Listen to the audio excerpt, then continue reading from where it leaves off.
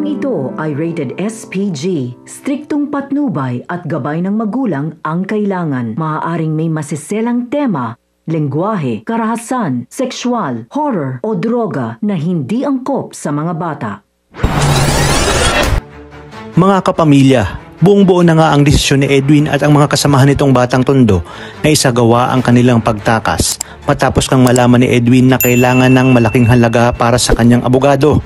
Sinabi ni Edwin na sa oras na makatakas sila ay babalikan niya nga itong si Alberto upang bawiin si Mokang. Ngunit walang kaalam-alam si Edwin maging si Ramon na sumakabilang buhay na pala itong si Mokang na siyang kakagawa ni Olga.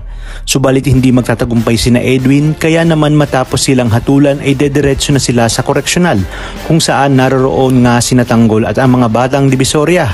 Sakto rin na sa araw na yun ay itinalagang araw ni Olga upang bawiin si Tanggol kay Balatukan na siya namang sinundan ni Ramon at si Birino dahil may duda na nga sila sa mga ikinikilos ni Olga.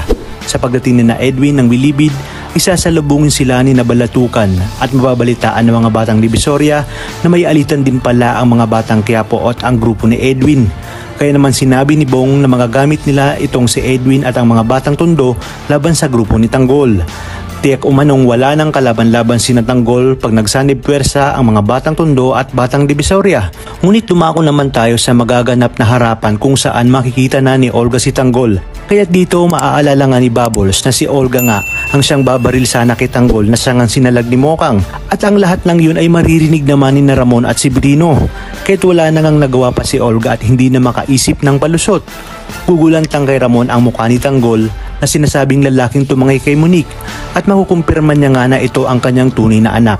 Ngunit iisa lang ang nasa isip nila Tanggol at Ramon ay ang mga binitawang salita ni Bubbles na si Olga umano ang siyang nakapas lang kay Mokang. Dito na nga sasabayan ni Bong ang isang malaking riot kung kaya't mangyayari na ang pinakamalaking bakbakan sa loob ng Bilibid. Sa inyong palagay, matatanggap kaya ni Tanggol ang kanyang tunay na amang si Ramon lalo pat malalaman niya na rin na hindi pala ito ang nakabaril kay Mokang. Kaya naman mga kapamilya, pakatutukan natin ang mas kapanapanabik na tagpo. Dito lang sa pambansang teleserye ng Sambayanan, ang FPJ's Batang Quiapo.